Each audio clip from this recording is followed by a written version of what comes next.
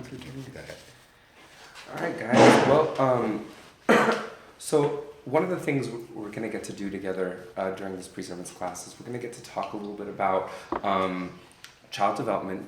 And the purpose for that, it's not just because I find it interesting, not just because it's interesting, but because the goal is that if we talk a little bit about how people work, what they're able to understand, we're able to do what's important to them, what matters, then we can better understand them and also understand ourselves. So that's going to be a really important thing. So before I even talk about what we're going to do today, when I say the word psychology, what does psychology mean?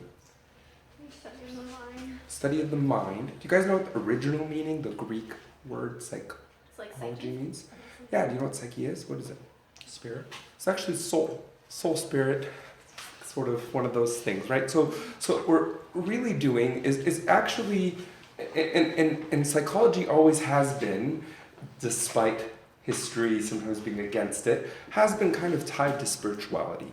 The reason is, when we're trying to understand, what makes us human, what makes us conscious, these are the big questions of psychology, right? Like what is memory? These things we can't get around without understanding God, without tying it back. So I love this field because it does have kind of a scientific aspect, but it also has a very spiritual side to it, which is why I think it's important. We're going to have several sessions during our year.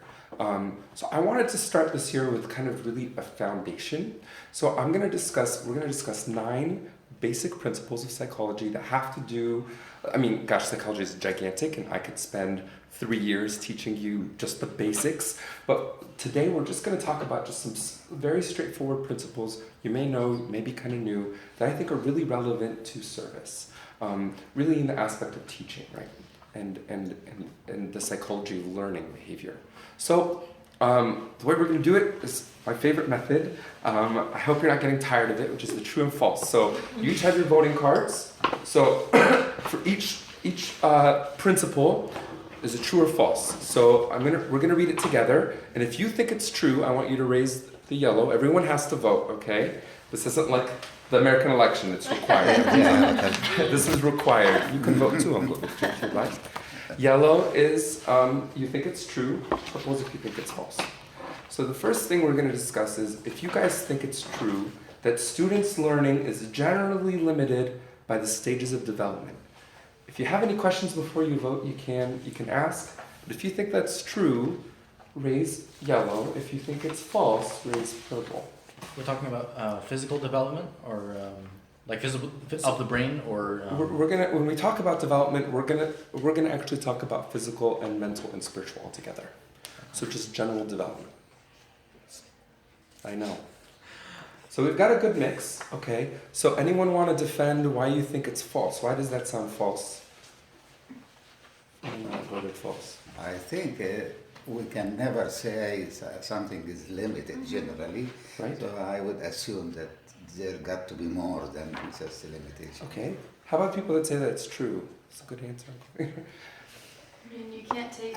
I'm not the expert at all. Don't take my. My opinion is that you can't teach a 3-year-old about why Christ was incarnate in a very spiritual sense and like a very theological sense. Sure. Yeah. So this is a tough one, and I tend to do this. I hope you can bear with me. But I'm going to go with, in general, I agree with Uncle Victor that this is false, but you also make a really good point. We're not going to talk about development again just because it's fun, but because it is important to understand, if you're going to talk to a 3-year-old, how are you going to do it? What's going to be important? What are the topics that are going to be relevant? What do they need spiritually at that age? What does a teenager need spiritually? What does a young adult need spiritually? So these are the things that we're going to talk about. It's true. So development is important, but it's also really important that we don't stick to the boxes and say, this is just the way it has to be. This is why. Because everyone, okay, this is true in psychology. We like to try to make boxes, but there has to be room for people to be a little bit above and a little bit behind and a little bit sideways. Everyone's going to be a little different. So when we're talking about the developmental theories of Piaget and Erikson and all these things, really important to learn. But I don't want you to get stuck with, okay, this kid is 6, so he should be doing this. How come he's not doing that? No, sometimes a 6-year-old can talk about incarnation maybe not the way a college student can, and sometimes a college student isn't ready yet to talk about the incarnation. So it's really important to understand everyone's personal development, and here's the key too to understand. Is that we have our scientific understanding of where people should be, but God works outside of that. That's why it's really important to understand that this limit idea that generally comes from science it doesn't apply when we bring God to the picture. We see in Romans 12:2. Dio, would you read that for us? Do not conform to the pattern of this world, but be transformed by the renewing of your mind. Then you will be pleased. Then you'll be able to test and approve that which is God's will. Approve what God's will is, His good, pleasing, and perfect will. So you can apply this idea to all kinds of things, but if we apply it to this idea, is that the world has an idea about where we should be and what we're able to do, and you know what we can learn and all this stuff. God has a different perspective. If we allow Him to, He can transform us, and He doesn't just transform us. I mean, God is really interested, of course, in our spirit, but He's also interested in our body and in our mind. You see this renewing of our mind. So this whole idea of our psychology and our mind is important to God, and He wants to have a role in it. Okay?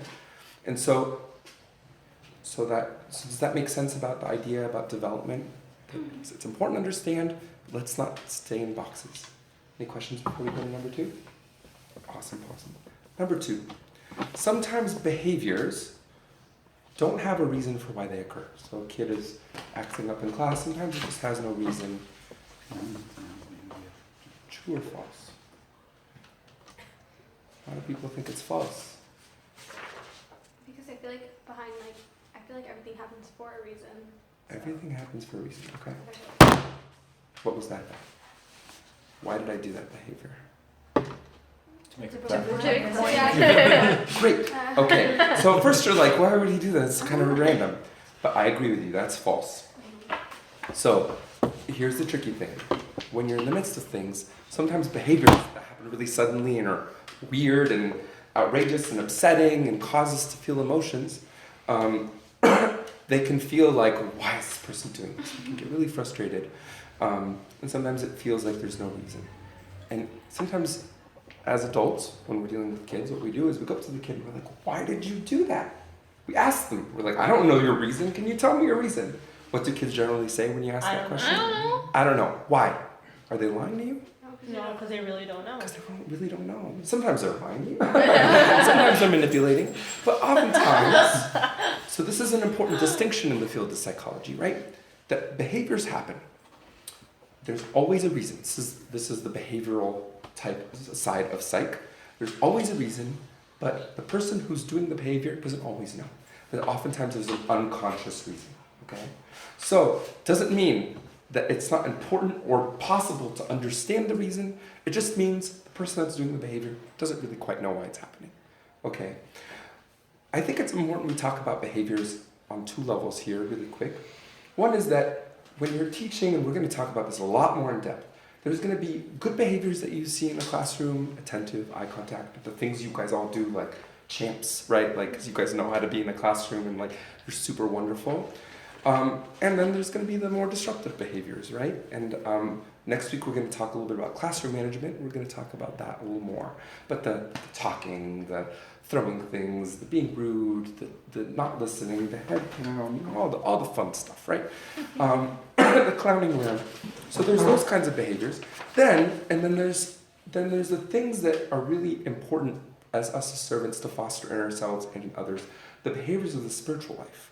So we're talking about the behaviors, the spiritual disciplines, the prayer, the Bible reading that you guys are practicing, the being regular in taking the sacraments. These are behaviors that we choose or choose not to do. Then there's also not so great behaviors, sin-like behaviors, okay? So we're trying to understand, how do we increase the spiritual behaviors that bring people closer to God and cause spiritual growth, and how do we help people address and decrease the sinful behaviors, the things that people do that take them farther away from God? We're doing the same for ourselves. So I want to share with you just a really quick behavioral principle. It's called ABC. So A stands for antecedent. I'll just tell you what it stands for. I want you to fill it in. and then we'll go through what they mean. Have you guys heard of ABC before? It's gold, guys. It's very simplistic. It doesn't, I mean, sometimes things take a little more work, but if you think a bit why behaviors happen, if you're trying to understand why does this behavior happen, you go through ABC, can really help you break it apart. B stands for the behavior, okay? Excuse me. A is what? A is antecedent. So antecedent just means the thing that happens before. So like, thing right before that behavior. B is the behavior, and C is the consequence. Okay. C is? The consequence. So the thing that happens because the behavior happened, what happened after that in the environment. Okay. So let's take an example. Let's take my slamming on the table, okay? So that's the behavior. First, you really want to, when you want to think about the behavior, you don't want to make it very complex. And you want to think about why is this behavior happening? You want to make it as simple, describe it just the way it is. Okay, so we're describing Mina took his hand and he slammed it on the table pretty hard and made a loud noise. Okay? We don't want to say, when we're describing a behavior, we don't want to say Mina was angry and did something really bad. Right? That's not the behavior. That's how we feel about what he did. Or Mina's going off his rocker and he's being silly in class and he's playing music. No, that's all description. That's all interpretation. We want to just describe the behavior. So, if for instance a kid is constantly talking in class, you're not going to say that behavior is, Joe is being rude. The behavior is Joe is talking when he hasn't been called on and his hand is not raised. So that's the behavior. So what happens right before? Well, what happened right before I slammed? You all raise your cards. You all raised your cards, and we were talking about behaviors, right? Okay, so we're talking about behaviors. Then I did this funny behavior, and then what was the consequence after? What happened afterwards? We kind of just sat there. You sat there, and then, You're like, what the heck? right? You guys kind of like, what's going on? And then what happened? You explained why. Right, and then I was able to make a point. So the consequence was I made a point. You guys all nodded. So I got like, oh, you guys got my point. So what happened? I was encouraged. I did it again. Because I saw you guys got the point, so I did it again. So do you see how that works, right? So when you think about the behavior, you want to think, is there any trigger? Was there anything that happened because that may have happened right before? Sometimes time isn't super linear. Sometimes, especially with kids, the thing that causes the behavior happens because it happens right before. Sometimes it's because they're hungry and so they're more irritable, and that can be kind of part of the antecedent. The consequence is really important. Let me tell you something, right? If you guys, all stared at me and then I said, so why did I do that? And you guys, none of you could give me an answer. And then I tried to get you to give me, and you're like, I don't know, this is stupid, I'm not going to participate. If you all kind of ignored me, then would have I done it again? No. Why? Because it didn't work. It didn't work, right? I didn't get the attention. So what I wanted from you is I wanted some attention. I wanted you guys to pay attention to me. I wanted you guys to get my point. I wanted you guys to say, oh, look, behaviors have a reason. So that's why I did it. And then I did it again because it worked. If you guys ignored me, if I felt like it didn't work, I won't do the behavior again. That's a very simplistic idea of what happens with kids, right? They're doing behaviors, they're going to tug on your shirt. If you're going to turn on that, if you're going to turn and pay attention and say, Habibi, what do you want? They're going to know when I want their attention, I'm going to tug on your shirt. If you tug on their shirt and you go about your business and you ignore, they might tug a little bit more. How come that didn't work? They might tug a little bit more, harder.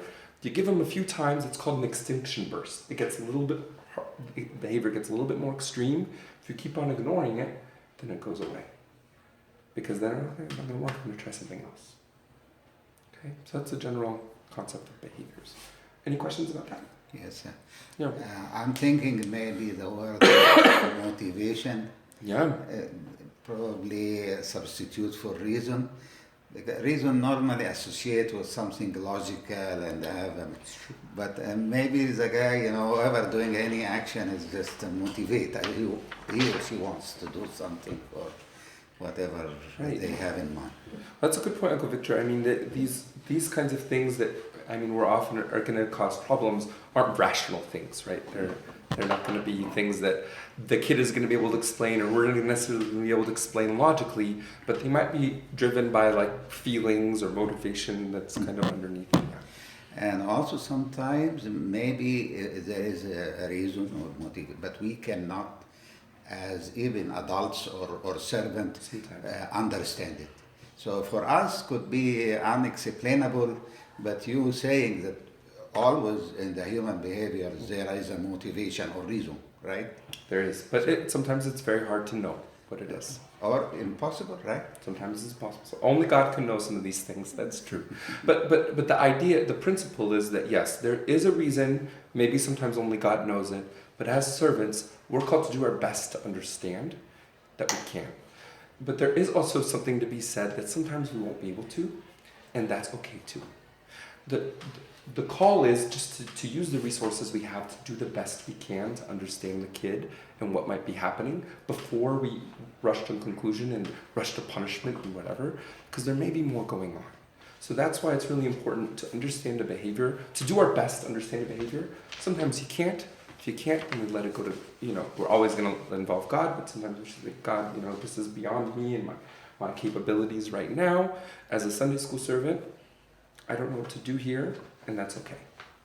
But at the same time, I want you guys to also try. That's why we're teaching you these tools. Because this is really a very crucial point. You will meet in the classroom so many cases like this. Children behave. So as Uncle Mina said, eventually we have to pray. That's why we have the prayer as pillar of steps. And also you have sources in Sunday school. If you don't know or you can get to the bottom of why the child is doing this, Uncle Mina by profession, this is his realm. There are other servants also.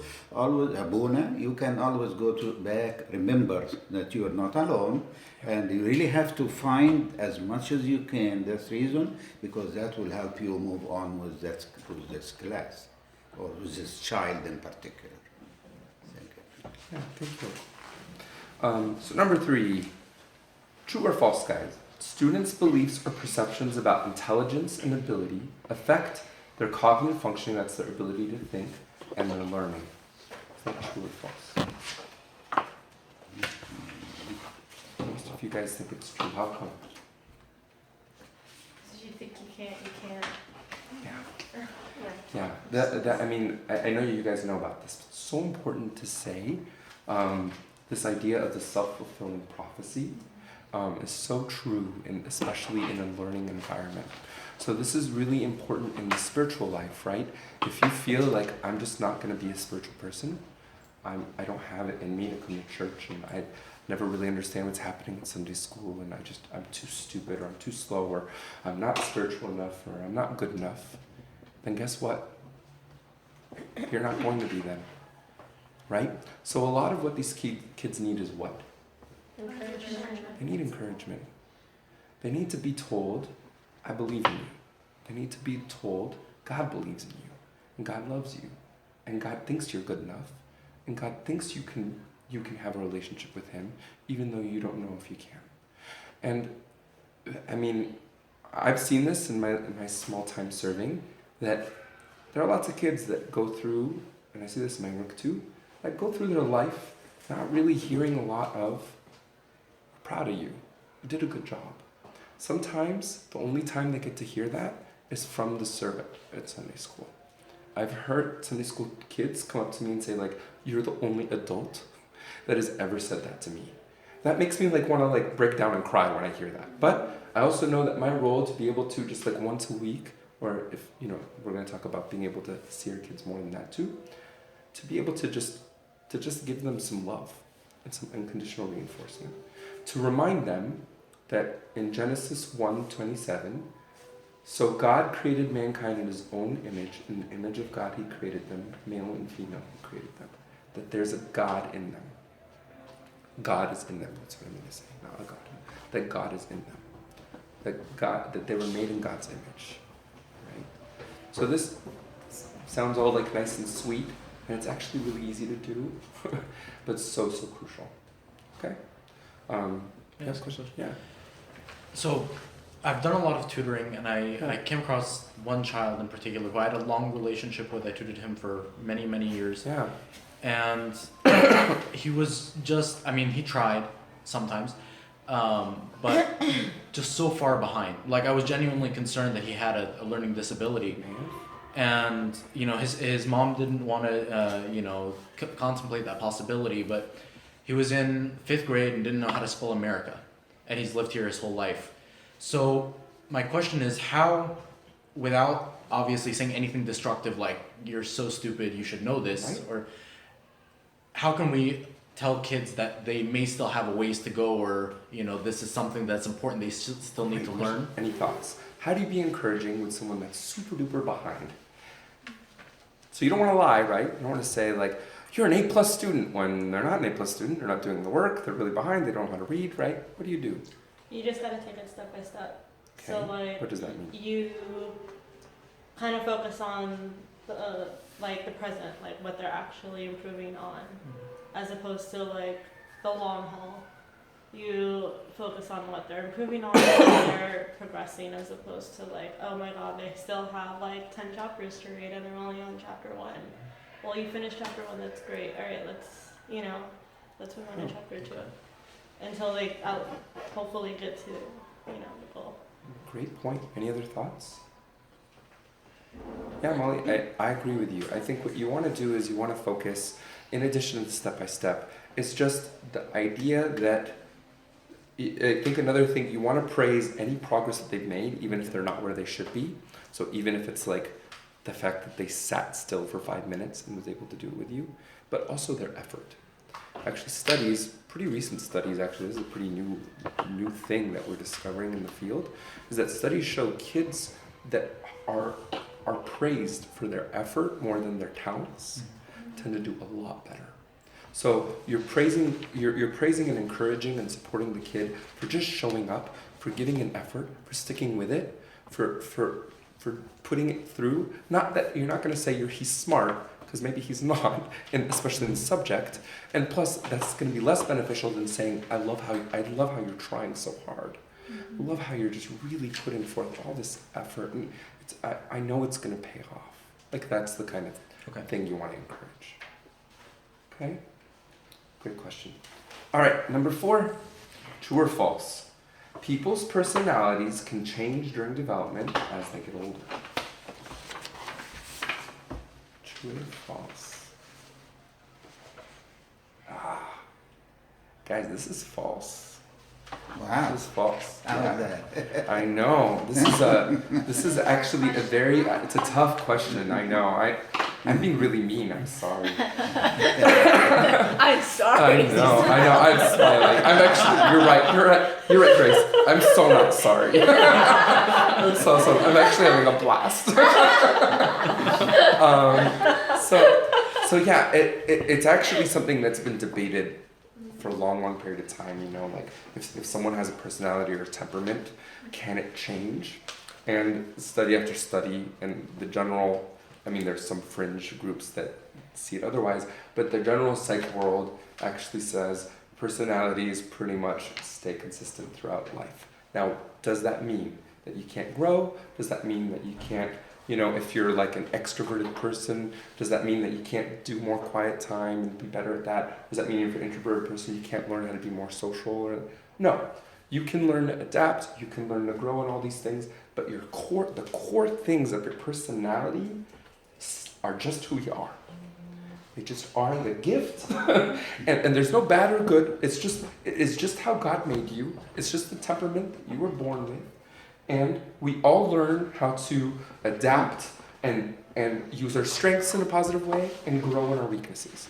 And that's what it is. So you can grow, but the general core things are what they are. This is important because if we're going to accept our kids and love them, we have to accept their personalities, even if they're a little challenging. It also means that if you want to communicate effectively, and this is something I've learned in my practice, if I want to communicate effectively with somebody and I want to persuade them to do something, the best way to do it is to understand the personality. So if I understand their personality, then I can understand the best things that make them tick and the way to present something that matters. Okay? Yeah. And I don't know, just based off my professional experience, the kids that are most behavioral are the ones that actually want the most attention. Yeah. And they're the ones that are actually looking for, someone to talk to or Exactly. Exactly. And so you'll find actually the kids, if you're able to give those kids extra love and attention, the behaviors do often decrease for kids where that's the primary reason. But when it comes to, Is growing here means changing anyway? Or are you saying that actually all what personalities are a DNA thing where it will never change? But that would be a very risky thing to get into. Well, so again, I'm saying that yes, there is a core thing in your personality, and I know this doesn't feel comfortable to hear, but I think it's important. You guys know this when you're working with people, that there is a core thing in your DNA that is just who you are. There's a part of your personality, your temperament that's really core. There are lots of things that you can change about yourself, and you can of course grow. At the same time, these core things, they stay the same. I'm not saying that this doesn't mean that, for instance, despite your personality type, and depending on the model, there's different kinds. So if you use the Myers-Briggs models, there's 16 different personality types, right? Despite, if you're one of the 16, okay, any one of the 16, you can choose to love God or you can choose to not love God. You could be a good person, you could be a bad person. You could be somebody that is super intelligent or somebody that's not. Those things, that's not what we're talking about with personality. Those are all choices you get to make. Those are all things that you do. All the professions can be in any of the personality types. There's no limit here. It describes some of the ways that I believe, and psychology believes, that are embedded, yes, in your DNA, that how God made you, that make you tick. Does that make sense? I know for myself, I changed a lot. When I was young, I was very shy kid. I guess over the years, I'm probably the opposite. I can, things like that, I can notice in myself and the others.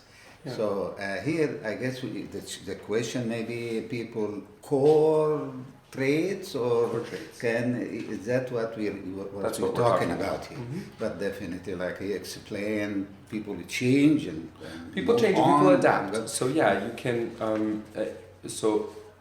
Using the shy example, so I actually was also, as a kid, very, very shy, didn't really have a lot of friends, didn't like talking to people and all this stuff. And growing up, I am very, very talkative and, very, what people might think of as extroverted. But if you actually get down to my core personality, I'm actually an introvert. That's actually my personality type. I've always been this way, but as I've gotten older, I've gotten really comfortable with being extroverted. The difference is actually let me go through this then, because it is actually about what you're able to do. It's actually where you get your energy from, is the difference of extroversion, introversion.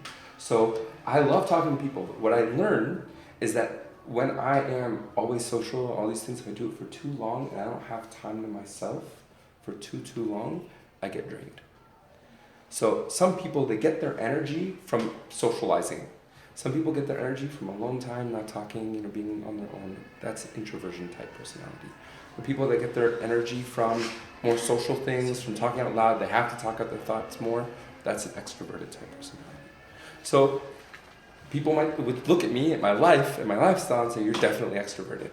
But actually, I don't get my energy from extroversion. I love it, and I enjoy it, but my energy, my core, comes from introversion type. Does that make sense? Okay. So, do you guys, in the interest of time, Yeah, go ahead. If you need to go. In the interest of time, I won't go through the two models. We can do that at another time. Are you guys familiar with some of the personality model stuff? So this is kind of familiar. And if I'm happy if you don't know much about it and you want to talk about it. I'm happy to teach you more about it one-on-one or in a different class. So let's move on to 5.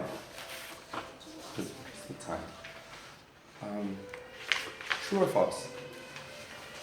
Learning is based on context.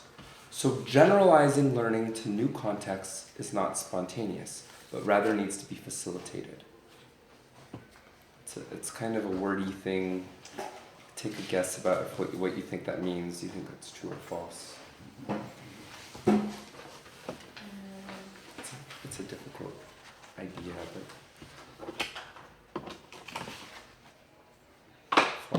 false. True. Jasmine, why do you think it's true? I just think that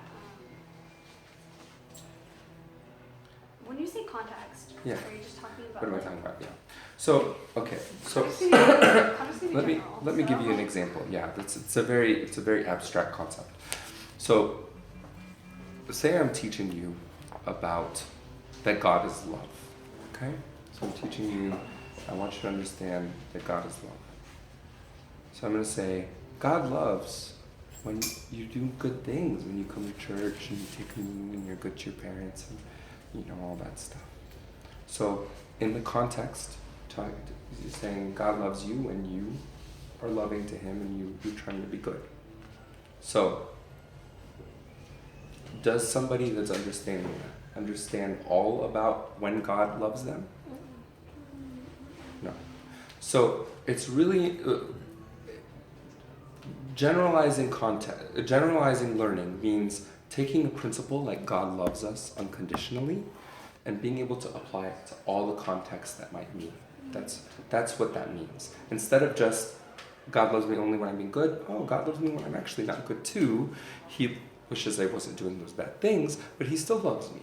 He loves me when I talk back to my parents and I'm rude to somebody else. He still loves me then. This idea is that it's really important when you are teaching something about God or in Sunday school and you're teaching a lesson or you're telling a Sunday school story about Zacchaeus or whatever it is, that you want to generalize it, you want to take it to all the contexts of that kid's life. To do that effectively, you have to think about what is their life like?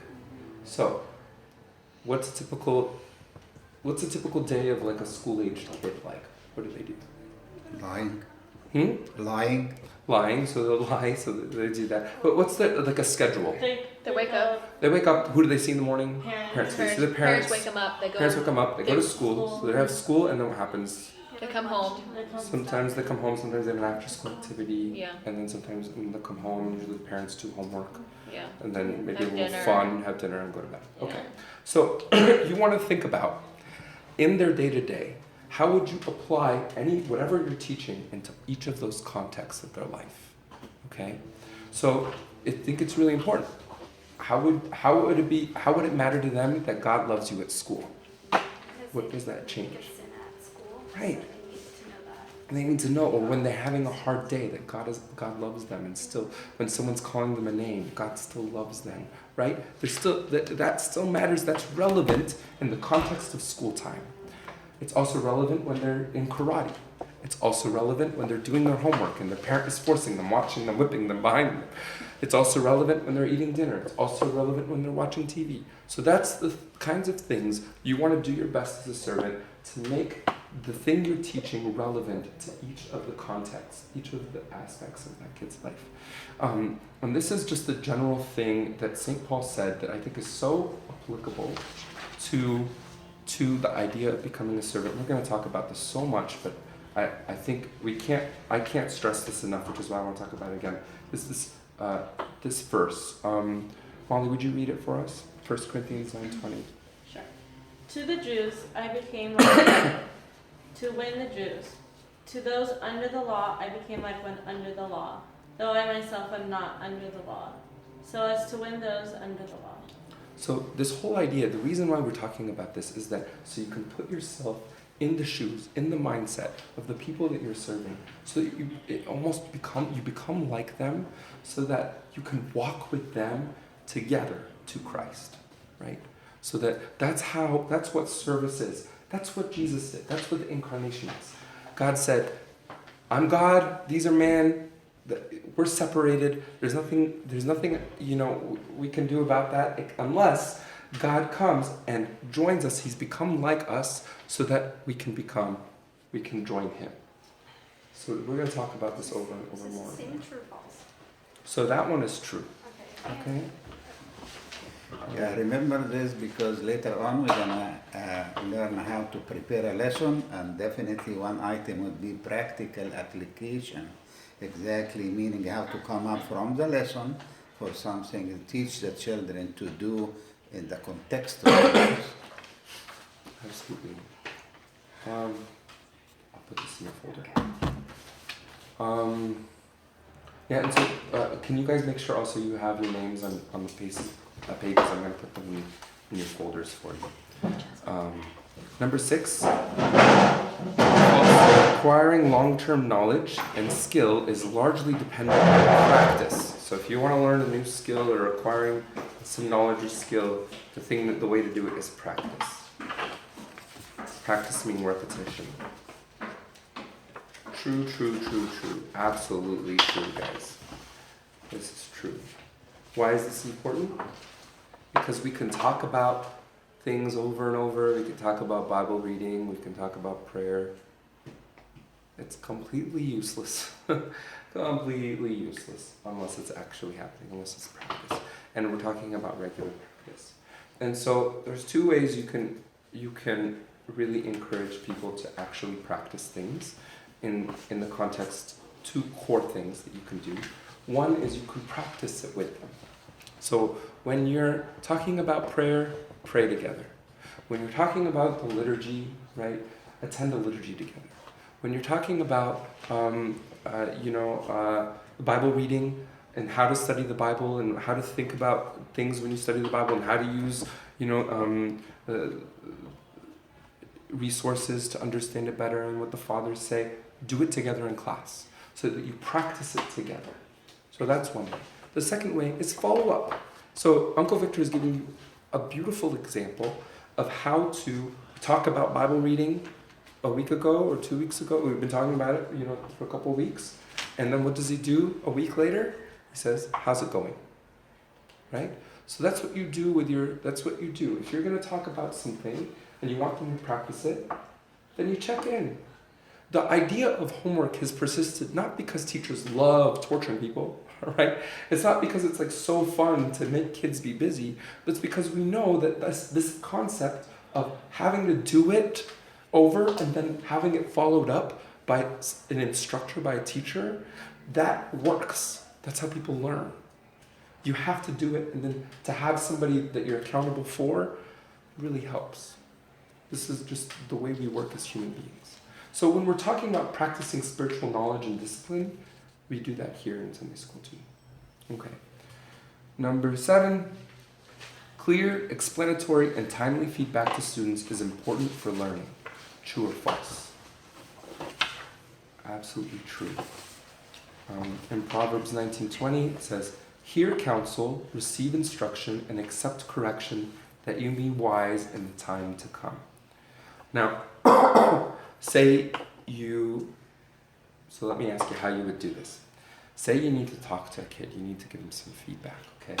They're being incessantly disruptive in class. They're running, bouncing off the walls. You need them to be able to pay attention, but you want to talk to them about it after class. How would you give them this feedback? What would you say? How do you instruct this kid? Maybe on a one-to-one meeting. Absolutely. So it would be really, imagine what it would feel like for you, right? Like if this was happening in front of the whole class. So yeah, I think common courtesy and wisdom is that you want to do it one-on-one. And then how else? I want to give you guys a little tool about giving feedback. Have you heard of the feedback sandwich? No. The feedback sandwich is this positive, negative, positive. So most people hear the word feedback, they think of negative. They think I'm going to get criticism, I'm going to give criticism, maybe constructive criticism. Let's be criticism, okay? Feedback actually should be, as often as possible, 99% of the time, if you're going to practice the art of giving feedback to people, it should be positive, it should be encouraging. Okay, so people hear you giving feedback, saying like, I really appreciated this, or I loved how this happened, or thank you for doing this. That should be the thing they hear most. Now you're going to need to give some negative feedback too. That's part of instructing and trying to change behavior. If you're going to do it in a feedback sandwich, which is start with something positive, slip in the thing you want them to hear that's a little bit more criticism, and then end with something positive. So example would be, Jimmy, I really love that you come every week, and I love your energy. You're really friends with all the kids in the class, and I really love how you bring the energy of the class like so wonderfully. One thing I've noticed is that with all that energy, you do talk to your neighbors, and sometimes it makes it hard for them to focus. Sometimes it makes it hard for you to focus too. And I know we're having a really good time, and I want you to be able to learn the things we're learning. So I'm wondering if you could be able to not talk as much to your neighbors, but I really love, again, so you might say again, and then you end with a positive, but I really love how you're friends with everybody, and I see you talking with, even the kids that are kind of lonely outside. I love that you do that. So you have this gift of being able to talk to anybody. I want you to be able to save that gift for times when it will be most glorifying to God. Can you do that for me, Jimmy? That would be the kind of idea. Does that make sense? Positive and positive. Okay, can I amend a little bit my comment? Sure. If it is, I guess, based on your comment here, if it is a positive, purely positive, Yeah. I think it's better in front of everybody. Sure. Yes. If it is have some negative, corrections, then it would be alone. Yeah. Does that make sense? That does make sense. Yeah, because then you're giving the reinforcement of that attention, and all the other students see that, oh, well, I want that too. I want them to say good things about me, and Or even if somebody did something good, and you want to acknowledge it and reinforce it in that person in the class, you say it in front of everybody. Exactly. That's a good point, Uncle. Number 8, students tend to enjoy learning and do better when they have an extrinsic outside, so extrinsic means like an outside motivation coming from someone else, motivation to achieve.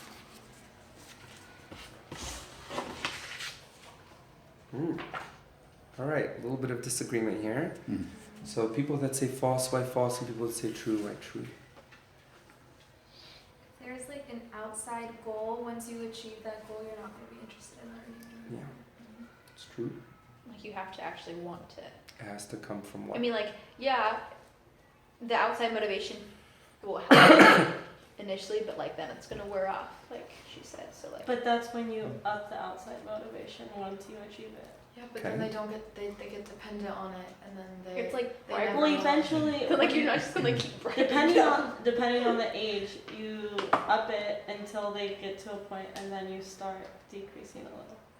I don't know if that's practical though. I mean, if you're gonna give the kids motivation of, candy if they're good, rather than just hoping that they're good because they want to be like Christ or because they want to be good to the people around them, then at a certain point, well before they reach the age where you're talking about, they're just going to be taking in too much candy if you keep upping the reward. I don't know if that makes any sense. Maybe you switch it. Maybe you slowly switch it to something other than like material versus like, okay, Yeah, it's not. let's go do a fun activity together. Yeah, it we'll doesn't bond or necessarily have to something. be materialistic. So like at my school, 2 students get like 20 minutes of basketball. Just because, they are very behavioral or whatever. So if they're good for the whole day, they get 20 minutes of basketball. You guys, this discussion is perfect. You know why? Because this is a very difficult thing to balance. So the best learning, like the ideal learning, of course, happens when it's intrinsic motivation, when it happens because you want to.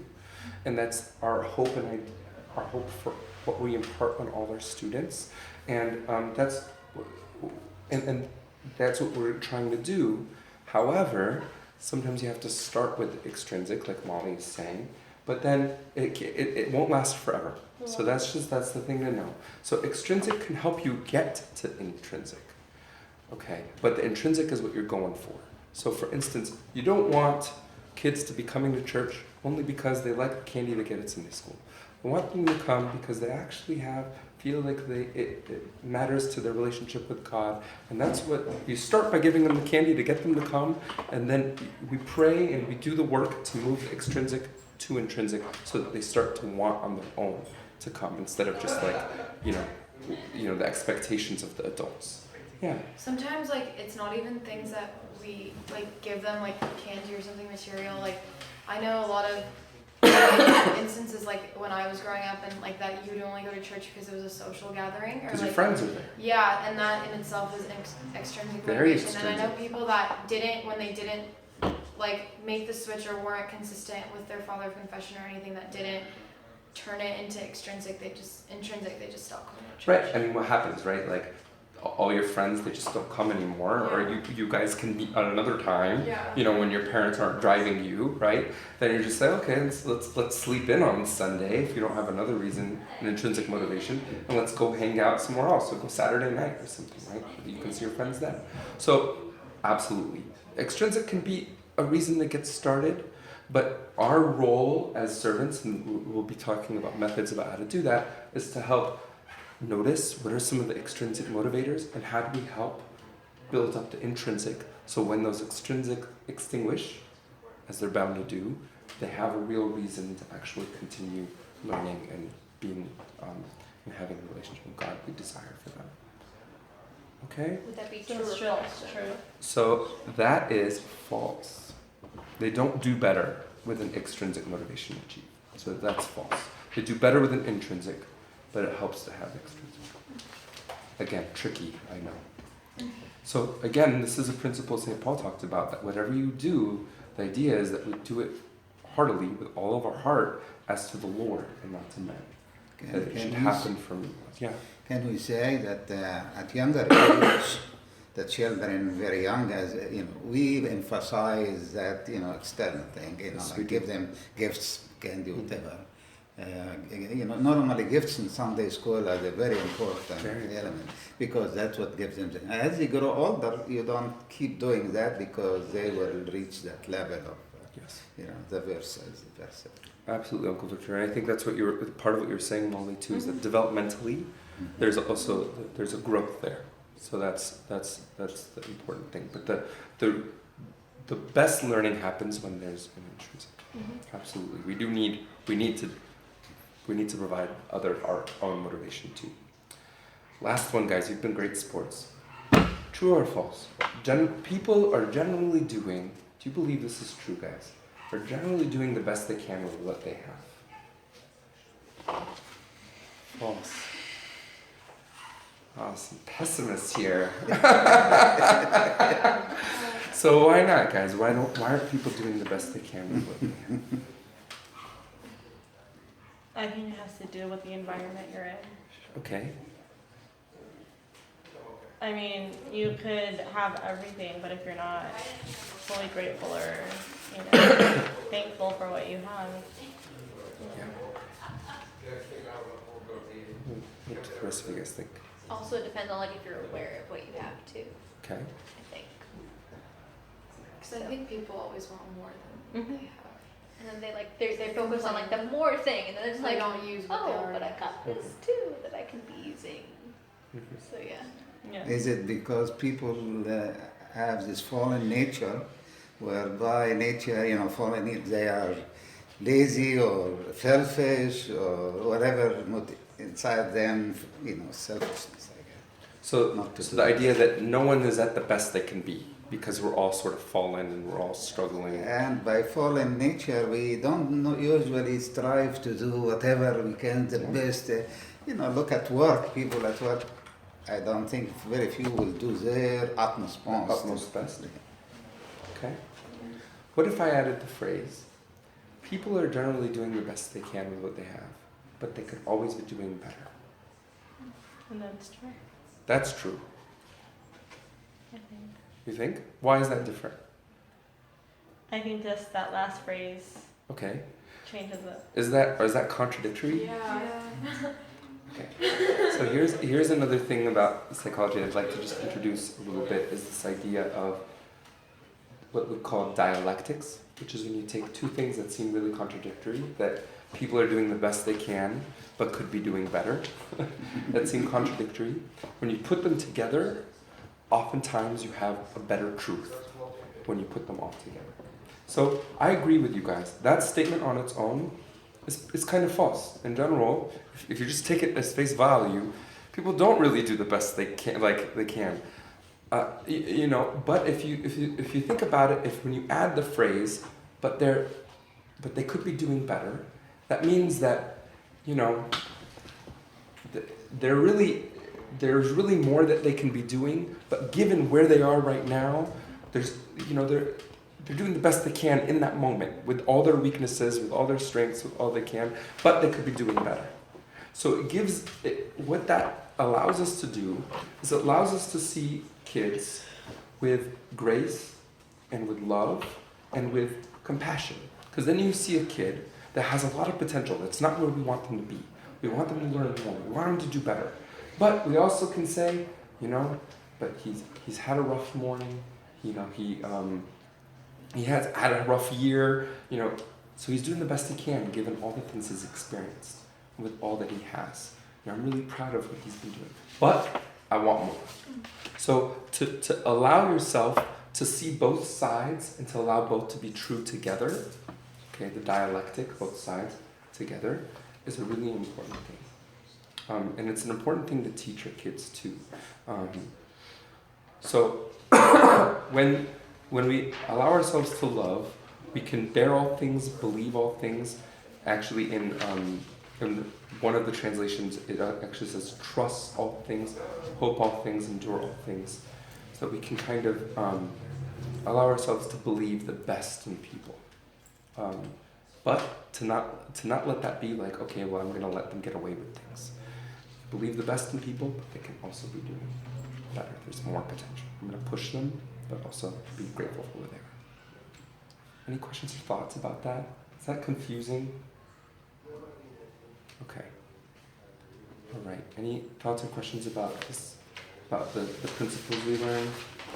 Let's do just a quick 30-second review. We learned that one, that development is important, but we don't want to stay in boxes. 2, behaviors always have a reason. Our job is to do our best to understand why they happen.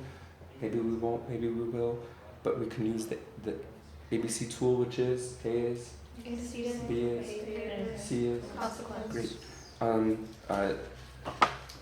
We also learned that our students' beliefs about themselves and their abilities can be a predetermined, you know, a prophecy for how they're going to do. We learned that people's core aspects of their personality are difficult to change, don't often change, but people can change, you know, their behaviors and their adaptations to things. We learned that it's important to generalize things to all the contexts of people's lives, that practice makes perfect, that we really need to teach people to actually do the things we're teaching them, and we're going to talk about methods of how to do that more. Feedback is crucial, that we need to grow kids to have an intrinsic motivation, and that people are generally doing the best they can with what they have, but could be doing better. Okay? So I'll collect